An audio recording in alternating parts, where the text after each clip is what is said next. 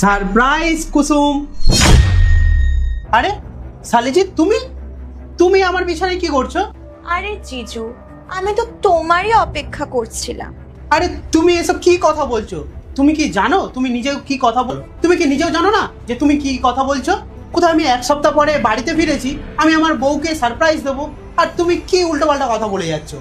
ও, তোমার বউ মানে আমার দিদি, ও তো আজকে রাতে আসবেই না, তাই আমরা অনেক সময় পাবো, আমরা দুজনে মিলে অনেক টাইম স্পেন্ড করতে পারবো। এবার কিন্তু সত্যি সত্যি বেশি হয়ে যাচ্ছে। তুমি সত্যি সত্যি বলো তো, আমার বউ কোথায় আছে? আরে জিজু, তুমি এত রেগে যাচ্ছ কেন?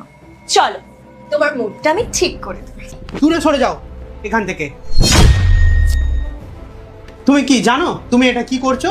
আর তুমি কি ভাবলে তোমার প্রেমে আমি? রেসপন্সিবিলিটি আছে, সেই কারণে আমি কণিকাকে বলছিলাম তোমার সাথে থাকবে, কিন্তু ও ভয় পাচ্ছিল।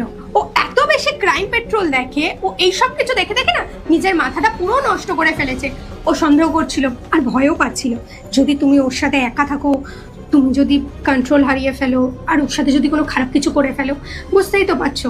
সেই নিয়েও খুব চিন্তা করছিল। তখন ওই আমাকে আইডিয়াটা দিল, তুই জিজুর উপর একটা লয়ালিটি টেস্ট নিচ্ছিস না কেন? সেই জন্যই ছোট্ট লয়ালিটি টেস্টটা তোমার উপরে নিলাম, আর যেটাই তুমি পাশ করে গেছো। আরে আমি তো তোমার ওয়াইফ, আর তোমার ওয়াইফের তো তোমার উপর